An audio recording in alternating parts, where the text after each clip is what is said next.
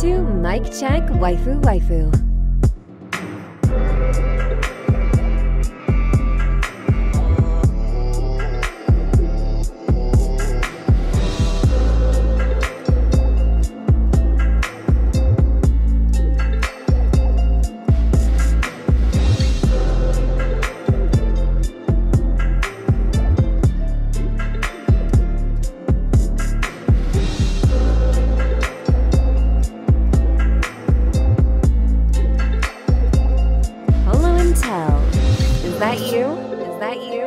Mic check. Mic check, waifu, waifu. Tells chair, is that you? This is episode 232 of Mic Check Waifu Waifu. As always, it's brought to you by Patreon that I have pulled up right here on this tab. You know, I'm not even gonna cut it out. Fuck it.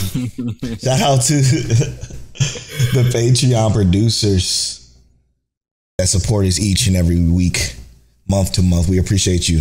Shout out to Christian, the archivist, Dre the Go G, Rob from Dad Needs to Talk podcast, Johnny from Shogo Ha, Ked the Pro from Chaotic Culture, Explicitly, Monique Williams, Nachi, Semi Sensei, Frozen, Saphir, and T Money Fingers.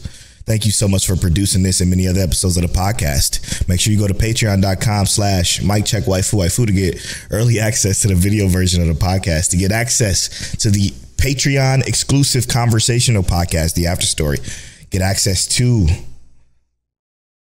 Mic Check Manga and Take Talk early and exclusive for Patreon. Thank you so much for supporting us on Patreon. We appreciate you.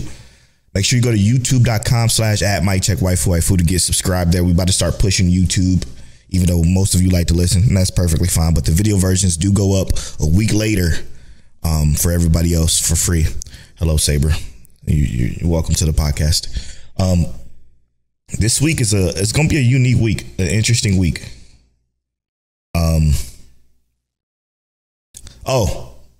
Future. I just wanted to get this out there now.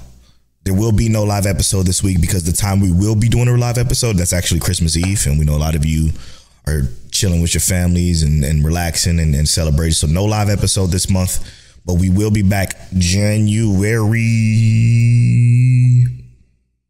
the end of January. So make sure you come back. That'd be January 28th, actually. That'd be the live episode. So come back for that. Tell, how you feeling, brother? It's been a good week for me. Now, I do want to start off with this. I love our community, bro. Sure. And it's like we are not like well, I know specifically me for a lot of times I'm not like always present. But I made that tweet to Philip J. Woodward earlier this week about his Take Talk that he did for us, or his trailer voice, the voice he did for that. And I was like, bro, this man is goated. He is literally goated. And I'm just thinking about how many people, you know, have looked out for us over the years, like as listeners and just, I wouldn't even say fans, but like friends. Yeah. People really looked out for us in terms of like just making this a dope and fun experience. Like, you know, we got our archivist Christian. Yes. We've had like Connor, who's given us mad suggestions and stuff like that.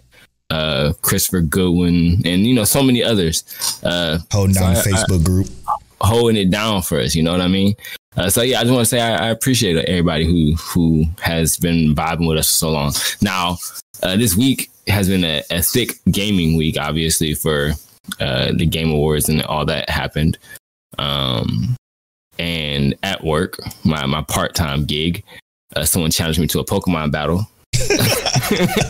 And I had the freedom to beat them in a VGC rated doubles battle. It was fun.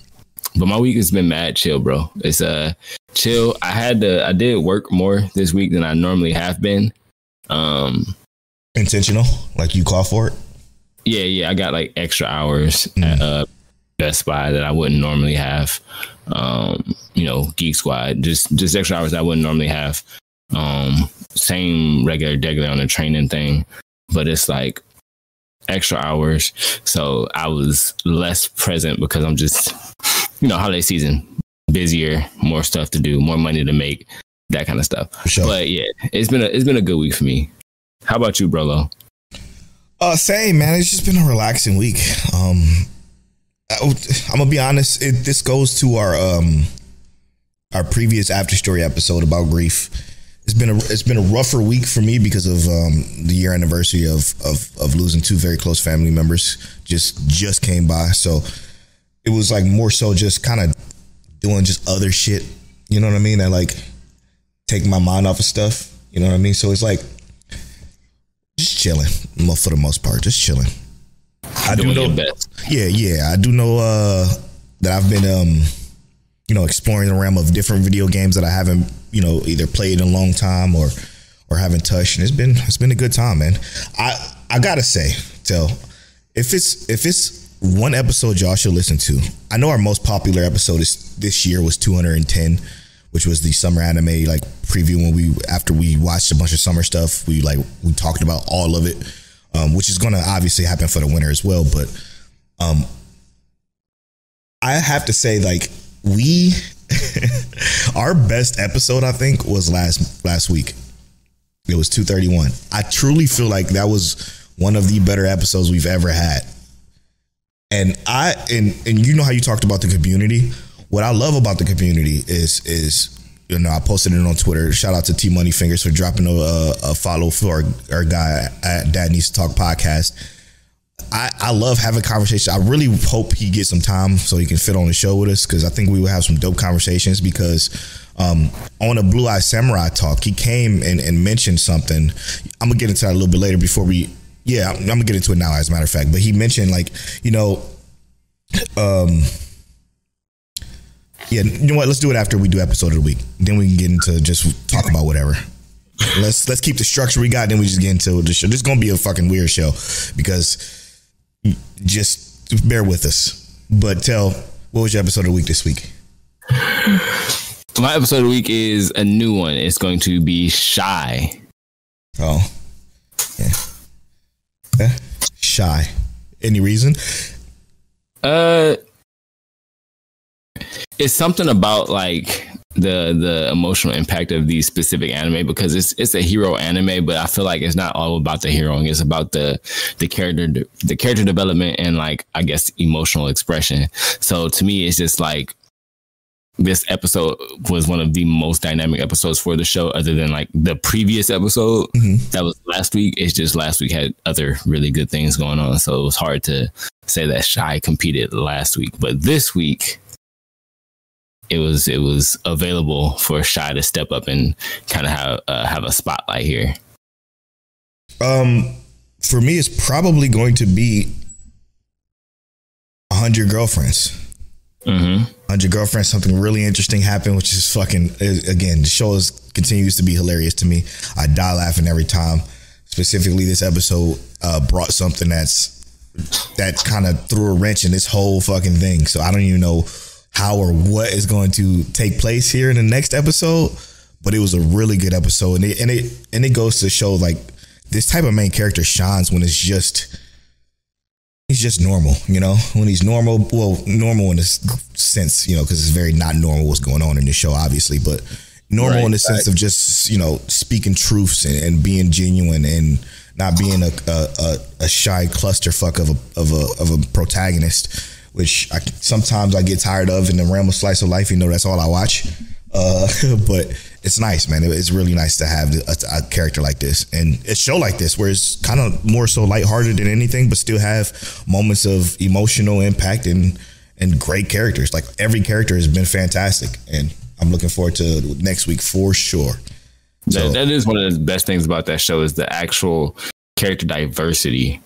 Not even just just who in the moralities of them. It's so good. It's so good.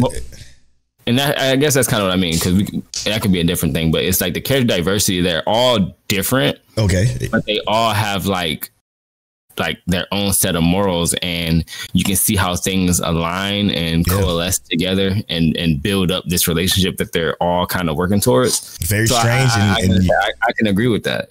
unique and just fun. It's fun. It's a fun show to watch. I watch it with a smile on my face every trip because I know it's just going to be that. Okay, back to what I was saying. Shout out to what you were saying about the community, because I totally agree. Because again, people like Explicitly, who designed this whole, who's basically our artist who designed every single like game of the anime of the year flyer or anything that you see as post as far as like graphic is concerned. Explicitly has been there for us since pretty much day one, and he's been a Patreon producer forever. So truly, people like him, and then again, other podcasters like Rob J, we bring him up because he always says stuff that we want to bring to conversation, because it's like Twitter ain't for us, and Twitter is his domain base, his domain expansion. So while he spends most of his time there, some of the stuff he says, we kind of like want to bring it up, or we want to talk about it. We see it on the timeline and we want to talk about it, but we just can't do it on Twitter because we don't, to be honest, we don't have the proper etiquette for Twitter. And same thing goes with, the stuff I tweet, i.e., for example, about, Shangri-La and the conversation we had last week about that. And then, Dad Needs to Talk giving us his take on the Blue Eye Samurai, which I'm going to read now because I feel like it's interesting, because he DM'd it to me. He said, Editor Polo here, spoilers ahead for Blue Eye Samurai. I gave no warning.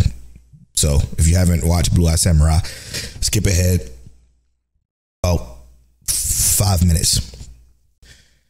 He said, I'm going to give my thoughts in the DM on what really happened. And then I don't have my glasses on, so forgive my reading, but what really happened in Blue Eye Samurai. He said to give a counter view, because our view was basically with how did she get the ship, who put her on the ship, why was he placed on the ship in the first place, like where was all this information like supply when the show did so well with staying consistent with how they moved or how they traveled or where they went and how stuff came about. Like all that stuff remained consistent in the show until the very end, where the ship just popped up and she ends up on the ship. Spoiler alert. Oops. But if you haven't watched Blue Eye Samurai, I'm sorry. But he says to give a counter view. Okay, this is going to be spoilers for Blue Eye Samurai again. I probably should have put that at the beginning, but he says to give a counter view. I think he willingly got on the boat with her because he was playing the long game. If you waited 20 years or however long it would take to out the Shogun, then it don't seem too far-fetched to get on a boat, with her. She has always operated solo, and so always operated solo. So I also don't see a new way for her to inform. I assume you mean the queen or whomever that she was leaving. On the point of her not going overseas by herself, she has lived in an isolated country for her whole life. So her having him along helps, because otherwise she wouldn't know where to start in searching for the two guys. New country and a language barrier. So I just see it as a way to help her move the plot along. On y'all point, her just killing them and then waiting for the other two to show up, someday show up.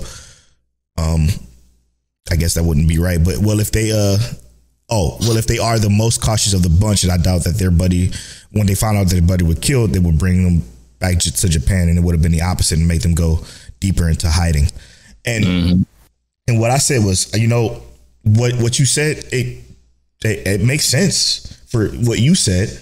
The problem is, and this is almost exactly what I said. The only issue with that is that we got to make that up, make up the story, make that up. The story does a great job of showing us like the consistencies of, the world and exploring and traveling and everything like that.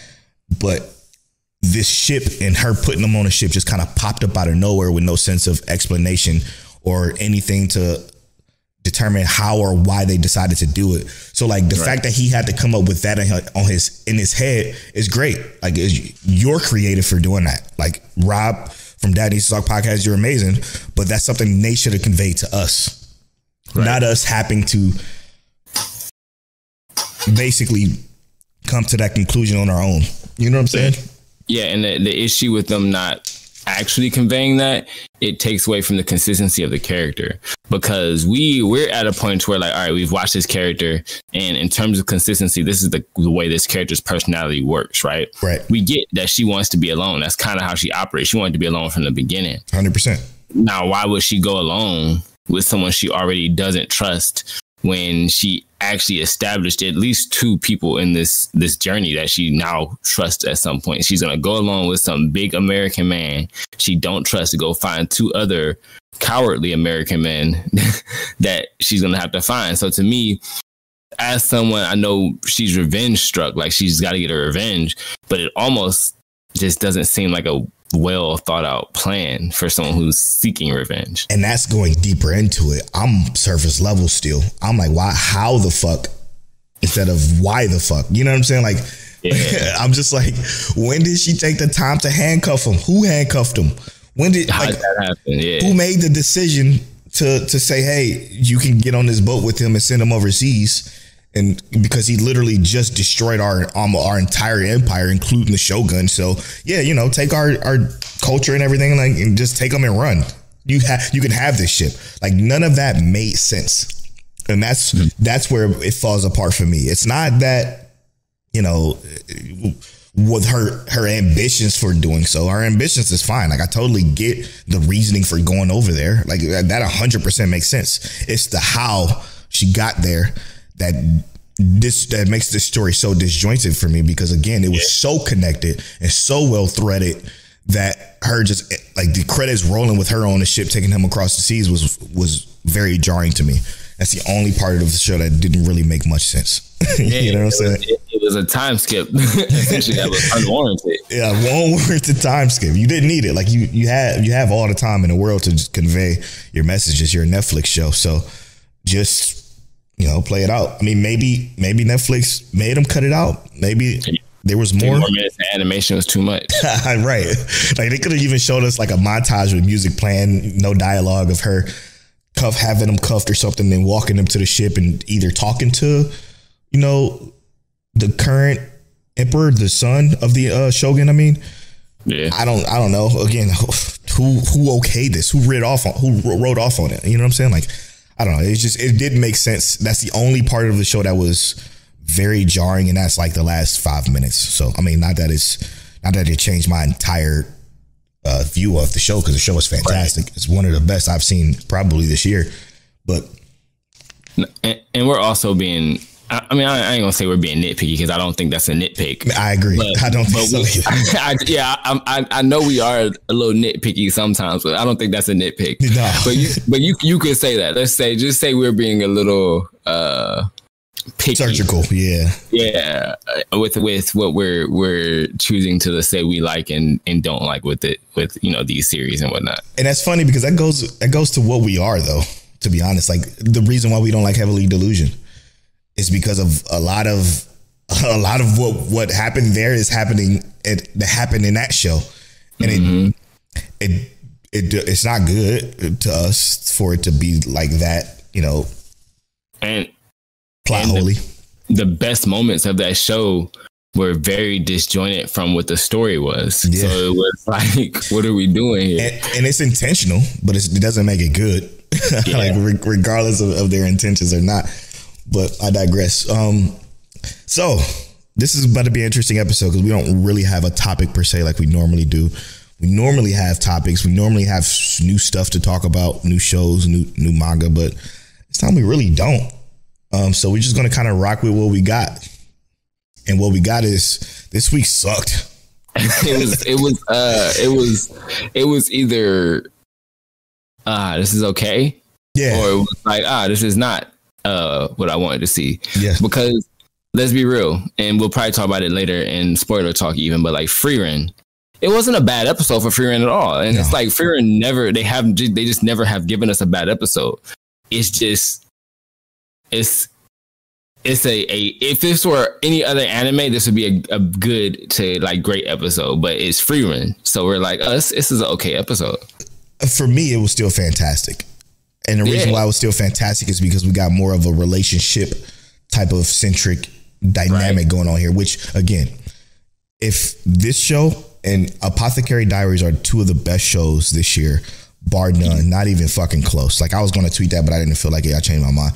But like, no show comes close this year to these two shows. In my book, these two shows might just be both perfect 10s.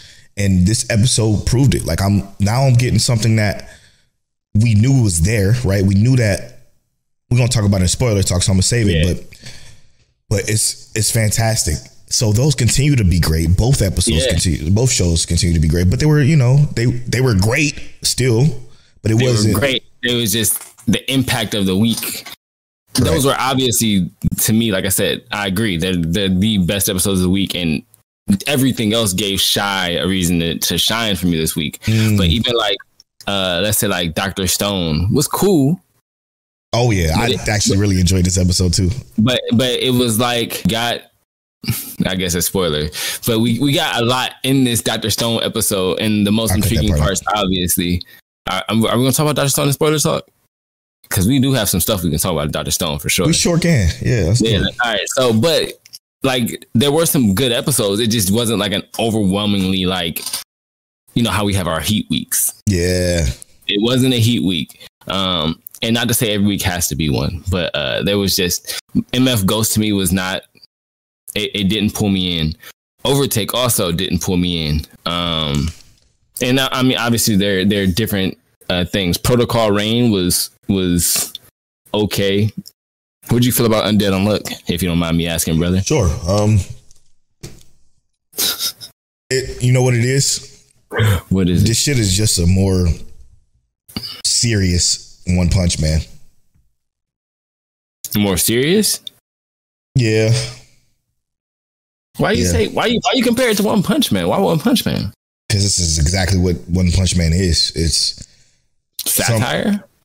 Yeah, it feels like satire where some big shows up, some other big kills it, and it's, I don't know. At least this episode. That's what this episode felt like.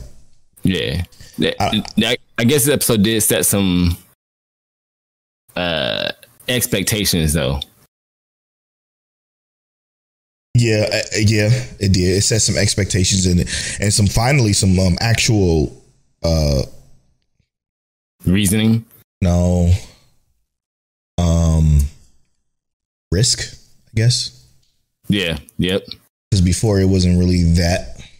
Yeah, before we didn't have like we thought what the villain was, and the villain wasn't really the villain, and now we have like what the actual antagonist or antagonistic forces, if that makes sense. Sure, yeah. I don't know. It's not that good though. It's something about this show is not hitting with me, man. It's just not it. It had that one episode. I do like the whole where they changed up who the antagonist is and gave us like the true quote unquote villain. I do like that better than where it was going before. But I can't seem to find myself to care about anything that goes on here. I'm gonna be real. I think that part of the issue with this show is that this is a very heavily theory crafting show. Crafting? Yeah, I mean, like you literally have to like imagine. Like, well, I remember reading it. I was always thinking about like, oh well, what's this and what would this be? And I feel like that's heavily what this show is based on. And I feel like they don't give enough context sometimes to make it all make sense. So you're left kind of just putting the pieces together by yourself, maybe. And I'm not saying that's why you don't like it, but I'm saying I can see that like sometimes pulling me out because I'm thinking like, oh yeah, well, I know this happened. And then I start imagining other things that I think could have happened. I'm going to be real with you. It's not that complicated. But I'm not saying it either. But exactly. It seems like they're trying to be complicated for the sake of creativity, which is cool. I like it's unique, you know? So that's a plus for it. It's very unique, but it's not cool complicated. Yeah. Cool complicated is Fire Force. Fire Force has the perfect amount of like complications with the sense of the theory crafting, as you say, where you like, but wait, is this world this, you know what I'm saying? Like you can extrapolate so much more out of Fire Force's situation and power system than you can from Undead Unluck. Undead Unluck just, again, is trying to get too cute. It's very unique, very different, which I can appreciate and accept because there's no like, you have comparisons for JJK power system with Naruto, or you have comparisons with like Bleach and even Hell's Paradise. Like, you can compare power systems of those particular shonens, and you can't do that with this one. So they're very unique there. But I don't. It's whack. I would even go as far as say as like Fire Force. Just they do a better job of divulging information. Sure, yeah, that's for sure. So that's always important in making us care about something. Like, I don't care about the power system as much if you're not divulging as much information. You're not telling me where this thing come from, why is it existing, why is it causing necessarily all these issues. And they did give us some of the detail. It goes back to what I said when they try to get too cute, because what happens is they're going to show that unrepaired person, for example, and then it's going to break down how the unrepair actually works. And it's going to be this overly saturated, overly convoluted fucking type of power that just really don't make any sense, but they're going to make it make sense in the context of this world. And it's boring. I don't care, man. Again, and it's mostly because I don't care about Andy. I think Andy fucking stinks as a character. He's very, very boring. The only people I care about Justice more now. I think she's fucking interesting. Yeah. And Fuko is very just adorable, I guess. I actually like most of the organization. Yeah, actually, you know what? When I put it 2 and 2 together, Shin I like a lot. Mostly because he be speaking Chinese. I'll be having my significant other translate some of the stuff to see how his accent sounds. She's like, his accent is very Japanese when he be talking Chinese. It's funny. That's wild. But it's there's like very, I don't know, it's so much that's like I can like about it. It's the main part that I don't like, and it's again goes to what I talk about all the time. It's the character. I don't like Andy. I don't like Andy, and I don't like the world. To be honest, the world fucking stinks, in my opinion. I know it's gonna ruffle some feathers. Sorry, guys. I can't not say it, but it sucks. Ain't nobody mad at you, Polo. We love you still, except for Scuba Steve. He's pissed. That's one of the most loving people. No, I don't know. he get real mad when I talk about Undead Unluck. He be tweeting me these angry gifs. Oh man. But yeah, this week has been a very middling week. Right. I'm not even gonna say middling, because even Forbidden Deductions has some cool stuff going on. I ain't even watch it. It just wasn't like, it was cool, but it just felt like normal for the show, if that makes sense. Yeah, I completely missed this episode. And maybe that's why the week feels so normal. Things just felt like normal episodes. Nothing. What's crazy to me is that like next week is like wraps for a lot of these shows, or the week after the next. You know, next week is 11 episodes. The week of you guys hearing this, so which means that next week is technically like the end of a lot of shows. So I must say, like, the stuff that's going longer is doing better this season. No, yeah, it is. It is. The stuff that's going longer is doing better, like Frieren, Apothecary, Diaries. Not really Shangri-La, but I'm even enjoying an Rising of a Shield Hero. I mean, it's very average, like I've always thought it was to be, but I'm enjoying it. Yeah, and maybe I'm just a tougher critic this week, but yeah, Rising of a Shield Hero was very meh this week for me too. Yeah, I'm so tired of the witch chick. I'm so tired of her. But you know what though? She's been the fucking only thing that's moving this damn plot forward.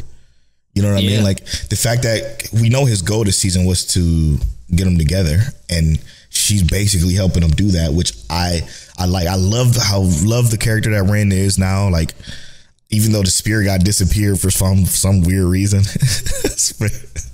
He's the most loose cannon wild card out of all of them. Where is he right now? Like, what happened? He was with him, and he was just not there. Anyway, I feel like that's him every episode though. Like he's there and then he's not there. It's like, where's bro going? It's a very weird show, but I mean, it's average though. It's like a good average show. Like I've always thought it was. You know, people was singing "Rising of Shield Hill's" praises like it was the best damn thing since sliced bread because of the first 3 episodes of the first season. Yeah. But I was always on the wagon of, you know, after that it gets real average. And now look at it, it's very average, but it's an average I like. You know. Yeah. I can definitely see where it goes. You know, one thing that I appreciate Christian for, shout out to you again, was him clarifying the reviews that we've did and whose fault they were. Because if you remember 2 episodes ago, whenever our live episode was, we talked about how B-Stars was rated so high, which was definitely Tail's fault, and how Erase is rated so low, which is my fault. I appreciate him for that because now we know. Why the fuck did I give the music in Erase a 6.5? You ain't like it, bro. It was mid. Why the fuck you give the animation and B-Stars a 10? Because I liked it, bro. A 10, man. Do you stand by that to this day? Let's talk about that. Do you stand by that B-Stars animation 10? Actually, I'm gonna go to the tweet because it's gonna make it easier. I think if I'm being comparative and actually talking about like the quality of the animation and not just look at it as an art style, animation wise, no, it's not a 10. So I can change that. You also gave the pacing a 9.5, which I thought the pacing was good. I didn't have any down points, really, for the most part. I can't remember a point where I thought it was like not taking me somewhere. But yeah, that animation I would give it like closer to an 8. And to be fair, I put the animation at 6.5 for B-Star, so I think I'm more so where it belongs. We both gave the story a 10 because it's a good story. I don't stand by that. I don't think it's a 10 story. Stand by that? I don't think it's a 10 story at all. When I look back on it, a 10 story is Frieren right now. A 10 story was Astra Lost in Space. B-Stars was not a fucking 10 story. It was a cool 8.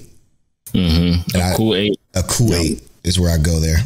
I think we need to rewatch it, and then we can evaluate.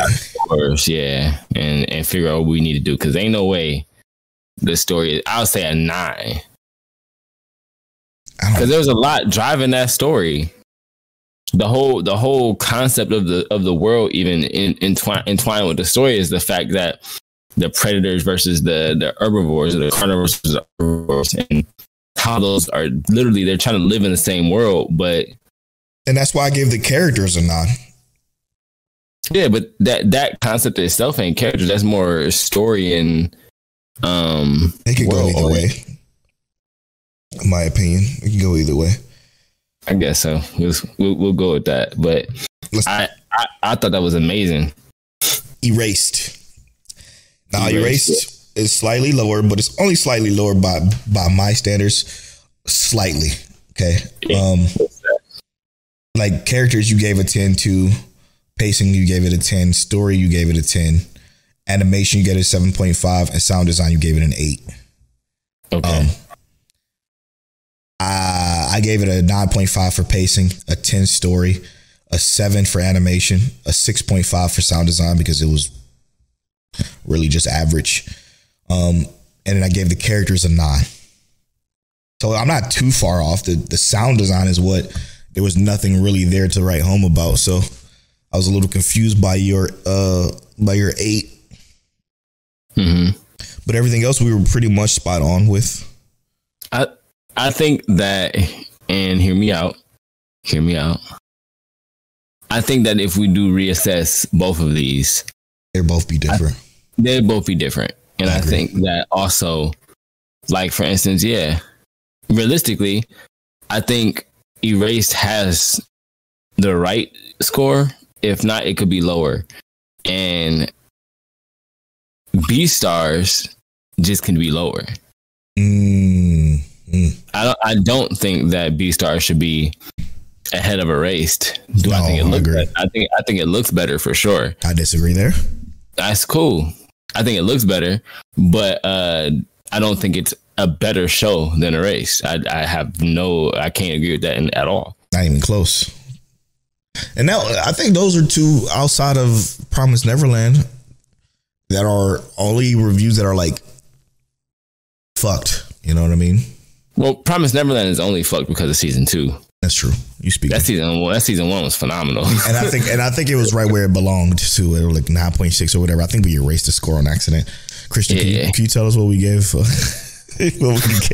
What we gave Promised Neverland? Because I don't remember, and I erased it from our docket, so we literally have the only thing we have is the past episodes. Unless I think I have it on our website, mycast.com/reviews. Not sure. They butchered that show. They really did. They did us dirty. I was mad. That was grossly disrespectful, man. What? Let's do something else here. What was your most disappointing show this year? Or should we save that for the end of the year episode? Maybe we save that. I mean, because technically it is the end of the year.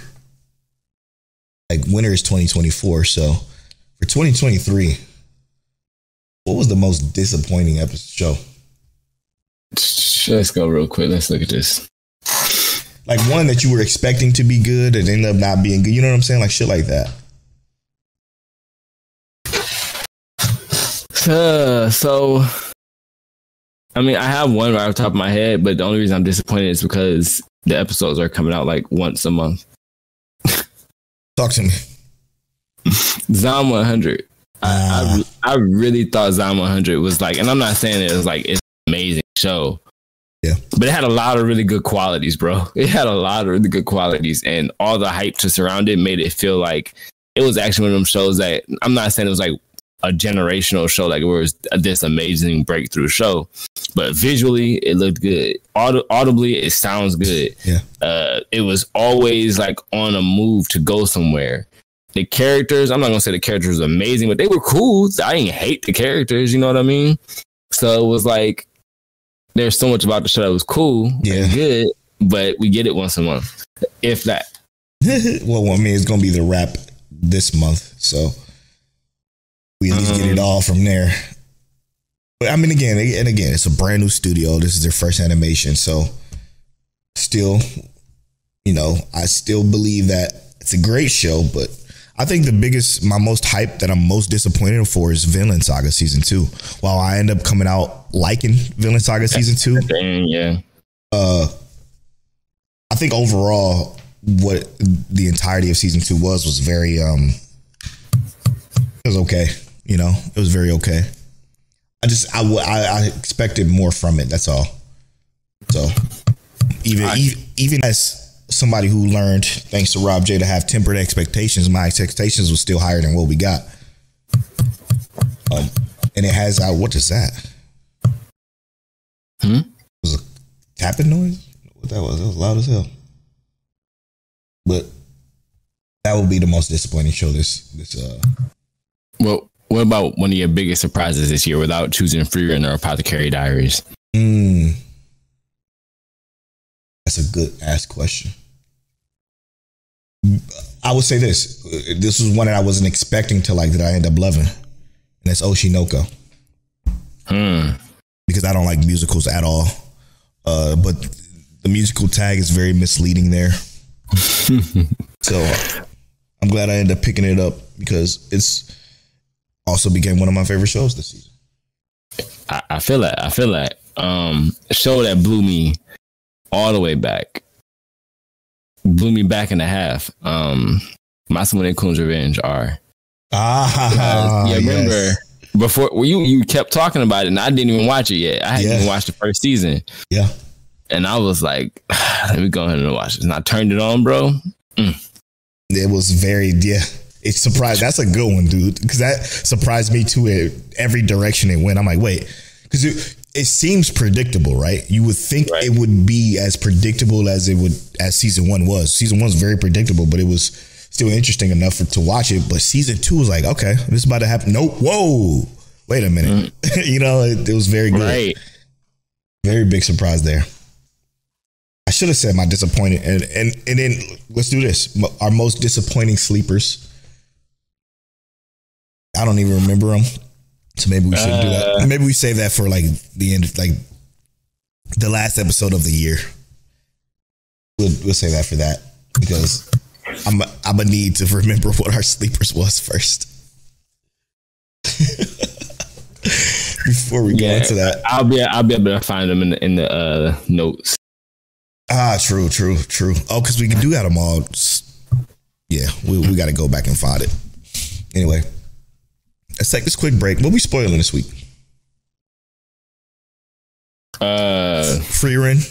Frieren, Dr.Stone. Do you want to do Dr.Stone? Yeah, oh yeah, hell yeah. So episode 14 of Frieren, episode 9 of Dr.Stone, and is there really anything else?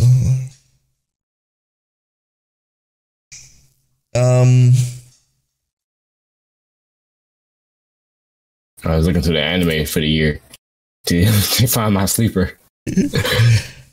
Apothecary Diaries? Yeah, we can do Apothecary Diaries. We'll be right back after these.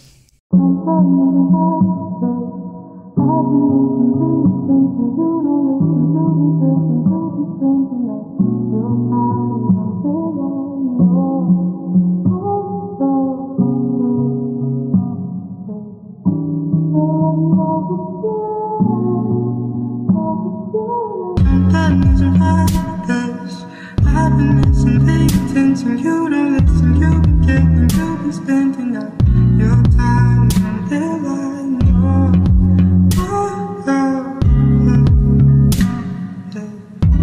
You're like never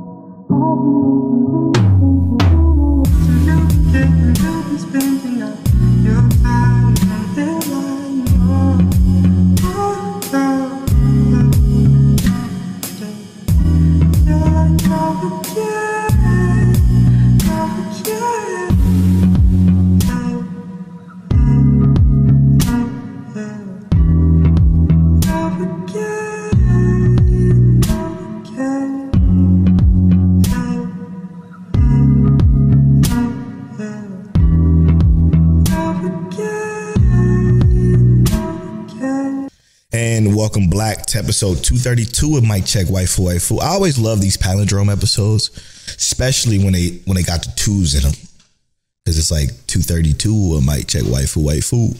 That's clean. It just feels good. Welcome to the spoiler talk. We already talked about what we're spoiling. We're gonna start with Frieren. Episode 14 of Frieren.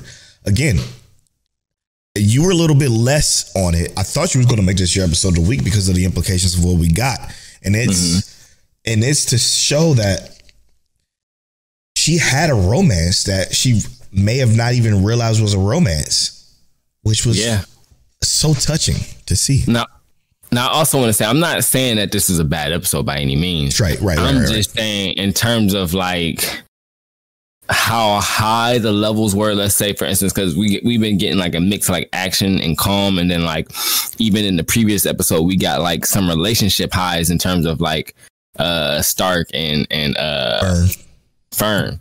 So to me, that was like really like huge. Now this week, we still got relationship highs, and the thing is that, and the way I view this is that this was a level of like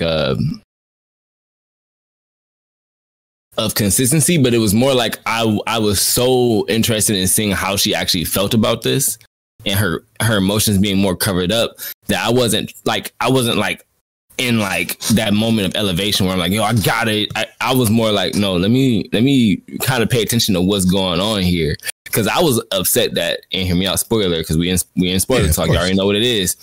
I was gonna be salty if she ain't find that ring. Same. I was almost like, y'all. And it was that scenario where as soon as she pulled the ring out, you know, because she's looking at everyone else's. And I love that this show does this. I'm sorry, it feels like I'm rambling, but we know this is our zone. This is where we love to talk. The previous episode led to this, and they did it so well. And I feel like that's something they've been consistently doing, because before we even met the monk character, we met the elf monk. Before we get to this moment where we're looking at Himmel and Frieren's relationship, we got Stark and Fern's relationship, and we got this kind of like carryover into this, and they like ease it onto us without like just beating us over the face with it. And then they dive into the true like levels of what she may have been feeling, even though, you know, she didn't really, let's say, even process it that way until she had to see these younger people experiencing these things firsthand, you know. This was a phenomenal episode. I'm not never saying that Frieren's not giving us phenomena every single week. It's just, man, it was a different kind of feeling for me. It's what it was for me was the fact that what it does is because you got to remember, she's been basically call it a shut in, a need if you want, her for a half of a millennia. Before about 500-600 years, she was by herself. She then gets with this party and travels with them for 10 years. And then the rest of her life was, you know, pretty much alone again, as she traveled in the cruise spells.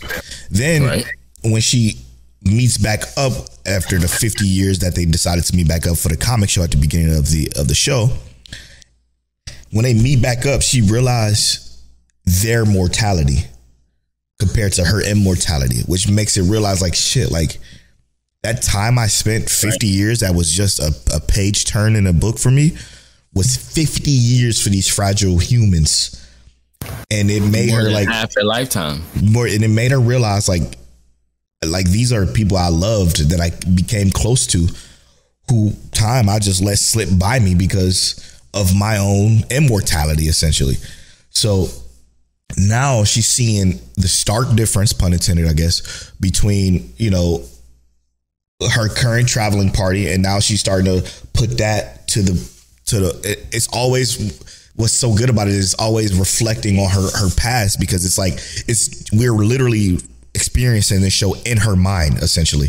So it's like all these correlations is happening between Stark and Fern or the other priest, and she can then put these what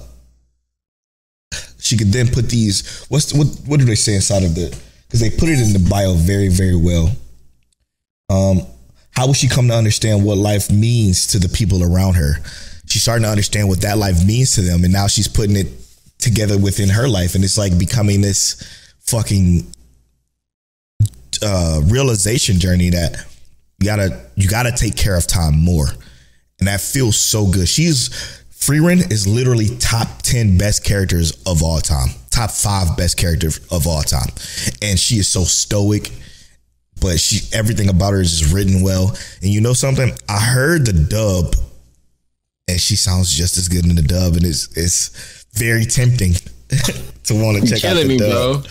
But listen, it's this clip where she tells, you remember the demon, and when she had the Libra scale, she tells the demon to kill herself. It sounds so fucking good. It sounds like Frieren. Like the dub sounds like the subbed.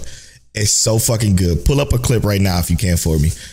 Just type in Frieren dub and pull up that. Hopefully you can find that particular clip, because it is incredible.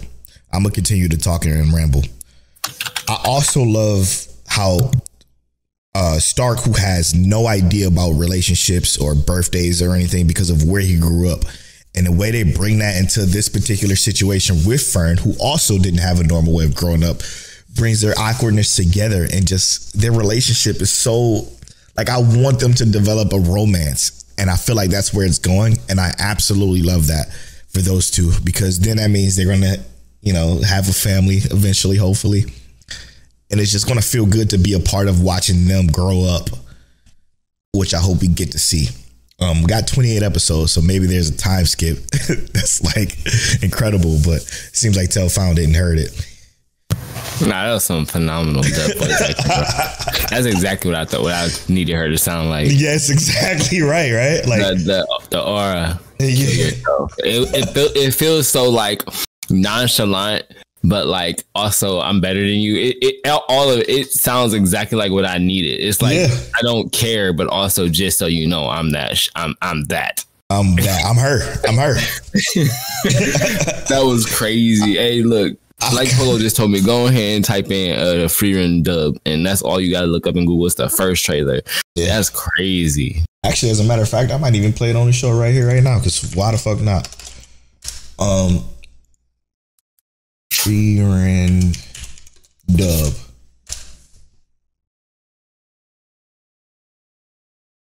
Not Frieren.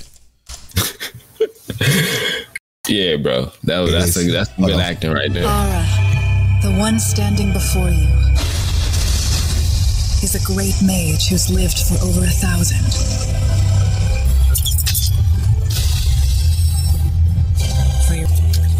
Ara, kill yourself. Chills. Freaking chills. What a dub. What an absolute dub. Yeah, bro. Literally and figuratively. Frieren is here, subbed and dubbed. It don't matter. Yeah. I kind of want to watch that episode in particular on the dub.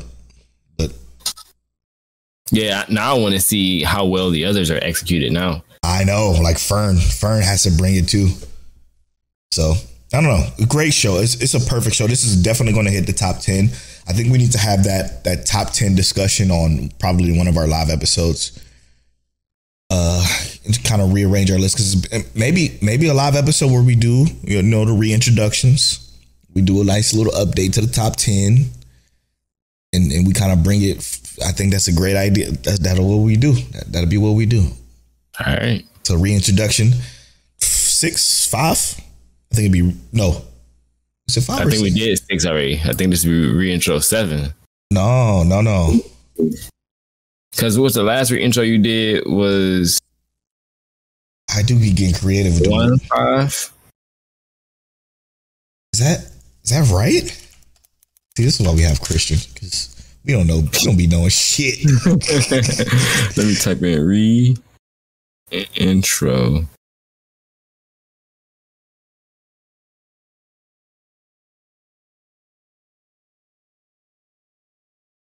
$172. That was the last one. I know I got it in that title somewhere. So is it 4? Is the IV? I think it's 4. Yes, it's 4. Okay. So yeah, it'd be reintroduction 5. I got to figure out a way to creatively name that one. Cool. I'm looking forward to it. Readjust the top 10. Yeah, that'd be an easy flyer to make too. Yeah, it's gonna be dope. Anyway, moving on. Dr.Stone. So after all of the intensity we got, the last couple episodes, few episodes for real. This will be the cooldown period. Yeah, this is that calm before the storm, but it's not really calm, bro. What I think is the wildest thing about this episode was that 2 episodes ago we were having a fight against the old man, and he speaks through the microphone. Senku speaks through the microphone, attempting to get the device to work. Yeah.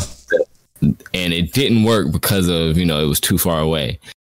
And in this episode, we get the same thing, but from Y-Man, and it's Senku's voice. Yeah. And it's like, it's a robotic Senku, a synthesized voice too. So yeah. So it goes to show they have some level of technology. Well, yeah, we don't know though. I mean, I gotta assume that. Who else would put a robot Senku on the moon? You know what I mean? Like, this is where gets a little strange for me. Yeah.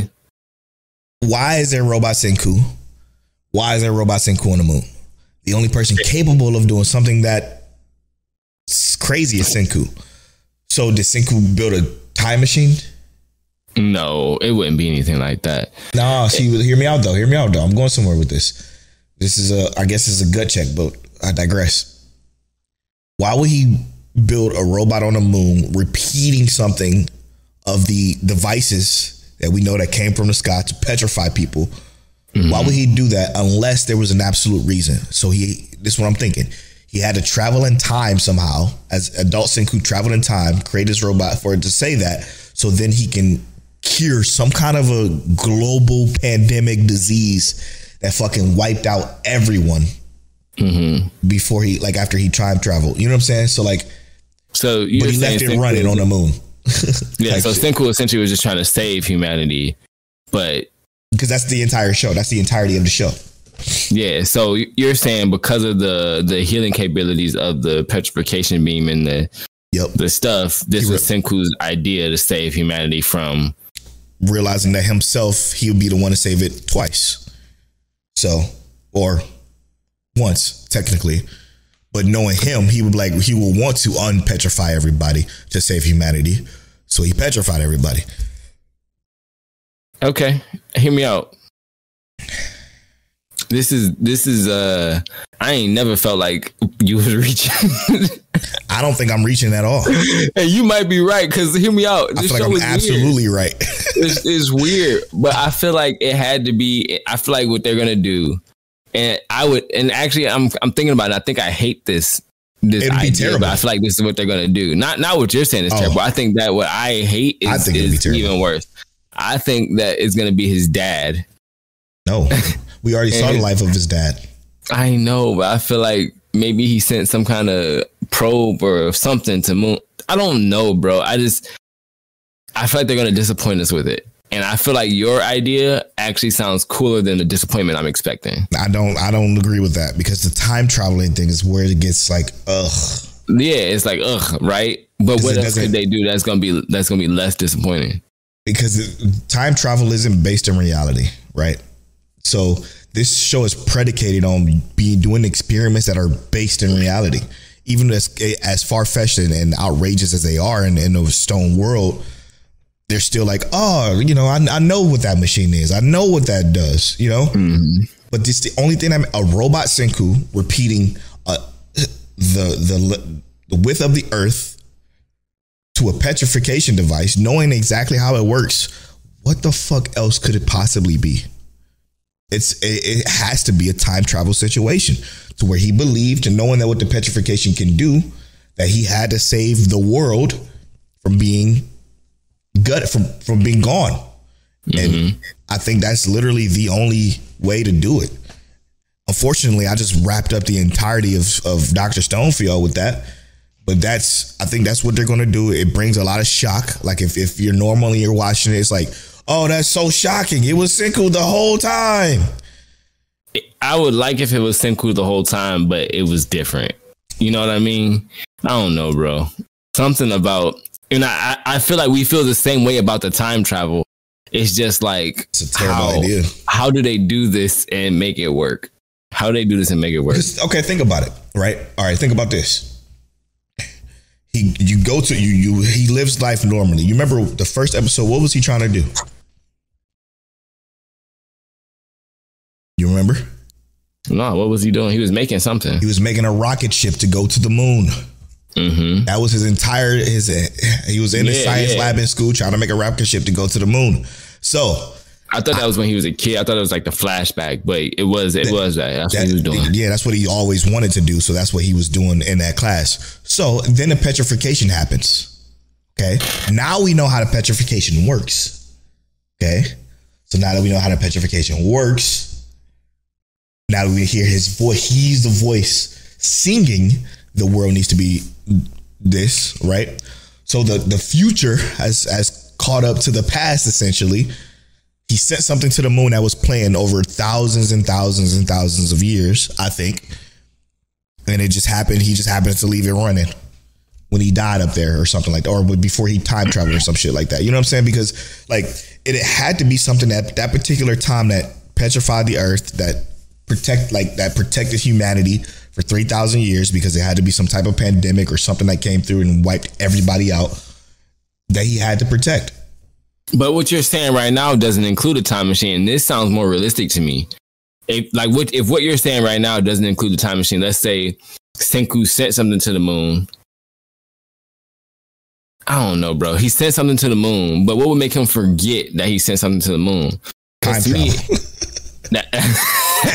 It's that paradox shit, right? Like, because he traveled to a younger self, right? So, or no, he was older, but he time traveled to a younger self. You know what I'm saying? Like, and when you travel to your younger self, the older self is gone. Yo, it's gonna be a manga reader listening who think we're stupid, bro. I swear to God, I think this is very accurate. And just remember this episode, Christian. Bookmark this episode. Save this episode for later. And we're gonna come back to what it really is. 2-3 years later down the road, wherever it is. Because I hate it that it feels like it actually sounds like Dr. Stone, bro. It sounds like Dr. Stone. That's what's killing me. Because the next arc is him trying to go to the moon. Like, what? All we're going to find out is what I'm saying is to be very accurate, I think. If you get to the moon before being able to create an atomic bomb, I'm dying. Because there's no way. You have to get to what? You have to get at least that far. You don't even have the ability to create jet fuel, let alone rocket fuel. That's what I'm saying. It's not... Everything is like, I think he created the petrification device himself. I do. I think he created it on the moon, dropped it down to Earth. You know what I'm saying? Like, it's just everything makes sense when you figure out that it's his voice synthesized. So it's recorded. It's a recording of a recording. You know what I'm saying? That's one thing that they made sure they pointed out, that it was a record, like it was synthesized, which means that it's probably a recording or the robot Senku or some shit. And I don't know, man. I feel like this is very accurate. It's pissing me off because I don't like it. I don't. Yeah, I felt like they were saying that because he said something over the radio that they just copied his voice and did it. But if Y-Man is like you said, a recording and there's not actually a Senku up there, I don't know, man. I'm just gonna roll with it and see what they give us, because I hope they don't butcher the show like they did the second season. It's going so good too. Like, it's going so good. I love the cooldown. I'm gonna name this episode Cooldown Period. But I love the cooldown period of like everybody's coming together, and I love the real the village battle lady fighting Kohaku when they were training. I love her being a part of this and just being completely fucking clueless. That's everything that's going on right now. Her faces was the best part of this episode. It was so fucking funny. And then Kohaku being free was also great. I love Kohaku. I forgot how dope she was. At least this season. Prior seasons, she was okay. Yeah, and Senku basically becoming the most eligible bachelor at this point. Didn't even think about that.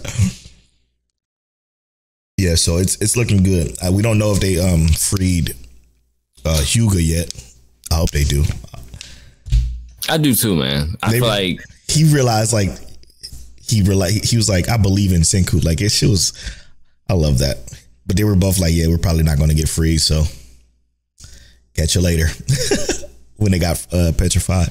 Mm-hmm. I love this season so much. This has been the best season of Dr. Stone. I'm happy it's good now. I like when I say something is bad and it turns out good, because I love being the one to be like, look, listen, it's good now. You know, because I think people believe me when I say that it's bad, and they believe me when I say that it's good, even though they might not agree. All right, moving on to last but certainly not least, Apothecary Diaries. I hate the way this episode ended because it was like she figured it the fuck out. She was figuring something out and figuring out that her dad was there in the pavilion, which we already know they're very close together, which is funny. But like, that makes sense as to why he said she's there now. What a crazy world we live in, or some shit like that, whatever he said. Right. It's interesting to see what happened. Yeah, and it makes it seem like her dad is secretly poisoning the young one, right? She's the maid. She's not a lady in waiting. She's the courtesan. Concubine. Yeah. But the young concubine. The young one, because she doesn't like honey, or she may have like an allergic reaction to honey, right? But you think it's him doing it? I do. I didn't get that. Okay. But I feel like he has something to do with this. And I'm saying it because, like, who else would be skilled enough to do it, get away with it in front of, her? I didn't get that at all. I think it's... Who do you think it is? It's obviously the other lady who's been sending out the secret messages, like the older lady who seems so perfect. Like she was talking about, it's her. Like, right, she's bringing in the honey. She knows everything about that. But who is the secret person she's talking to? It could be the dad, but I don't think so. I think it's somebody from the outside world who's like, do this for us so we can bring in our girl. You know what I'm saying? Like, open up a spot basically, because it's like she said during this whole thing, like it's having her there as a concubine is basically a formality because of who she was betrothed to prior, which was the emperor's older brother who died. You know what I'm saying? So it's like there's some weird dichotomy or politics between somebody trying to bring somebody new in is what I'm thinking. Yeah, and I'm thinking what you just said made things even more clear for me. I'm only saying this just because to me it sounds like it could work. It would make sense for, let's say, if the dad wants the best for his daughter, he gets rid of her, and they already seem to love his daughter. No, so many of them seem to be, because they don't. Because that doesn't even fit with what the show, where the show's going. Period. Yeah, I'm not saying it doesn't. No, I know. They know where it's going. Yeah. It's your gut check. It's what you feel. I'm just thinking out loud, and I apologize for cutting you off with it. But you ain't got to apologize to me, brother. We good. Let's go. It's just how I don't think that has anything to do with it. I just think he was a part of something. Maybe he saved her from the palace when she was born as a baby. And she's somehow a part of this little royalty thing. She's a daughter of a concubine of the previous emperor. That's where I think his extent in this particular place goes, right? Like, he saved the daughter from being killed, because you remember he was expelled. So he saved her from being killed, or did something he wasn't supposed to and expelled, and they expelled him. He took her, you know what I'm saying? And she was born there somehow. Some weird way she was born there. And he took her when he got expelled for could be what you're saying, but I think it's for protecting her from being killed from the other, either concubines or, ladies in waitings or something like that. That's where I'm thinking it's going to lead us to. That feels more like Apothecary Diaries than him of all people poisoning somebody else. You know what I'm saying? That's just my thought. Yeah, I feel you. You changing my gut check though. Every time you say something, it's like pieces in my head is starting to spin, and it's like you're saying she saved, like he may have saved her, and this is all like speculatory, obviously. That's what we do. Yeah, but it sounds crazy because it's like at some point, we know that if she was saved from royalty, let's say she was a child who was born of one of these concubines. And let's say the one concubine who gave him a child, but it was a boy that passed. And I'm not saying that she is the one, but I'm saying she could have been some illegitimate child, like a twin. Yes. And, you know, I only know this because I know like twins, and this might be TMI, but my mom almost killed my uncle when they were twins because she was ingesting too much of the nutrients as a fetus or whatever, which is perfectly normal. It happens all the time. But it's like, it could have been a scenario where they were born and the girl was the one that survived, and but didn't come out until the boy was already out. They did mention the boy that died. Right. So I'm saying, because they do have the black hair, and they were showing that she's 35, and I'm not sure exactly how old our apothecary girl is, but 17. You know, these concubines have babies at young ages. So who knows when that could have been. But I'm just thinking maybe the apothecary is 17. I didn't know exactly, but if she's 17, you know, it could have been, I mean, yeah, because they mentioned that this episode. So if it happened 17 years ago, that will put the timeline right for, you know, one of the concubines to have twins. They did mention that a baby died from being born. It could have been the male twin, like you mentioned, and it could have been because of her. So because get rid of her, because women are already not exactly. So because of that, they was trying to kill her because you killed the prince or whatever. So they were trying to kill the baby Momo or who she is now, and he stopped that from happening. In turn, caused him to be expelled. So that's where I was kind of going with my gut check, my theory. The whole twin thing I didn't really put into perspective. I thought it was just because the baby boy passed away.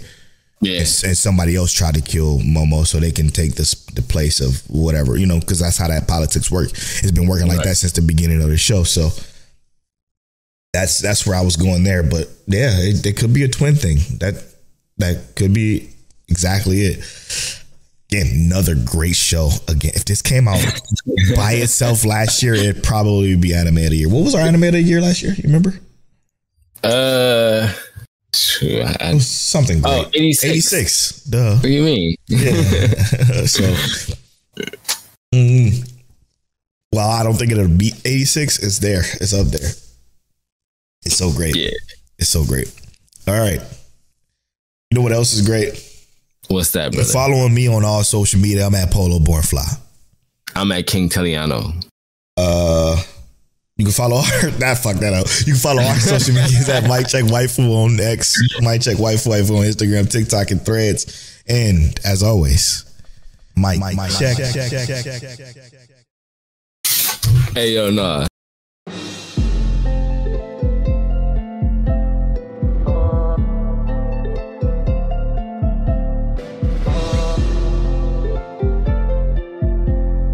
You're now tuned into Mic Check Waifu Waifu.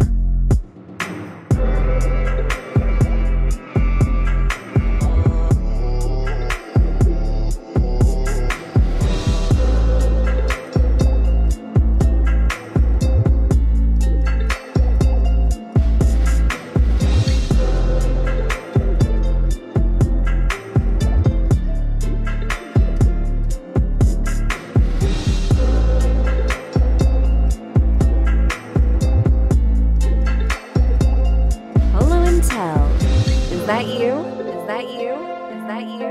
Is that you? Is that you?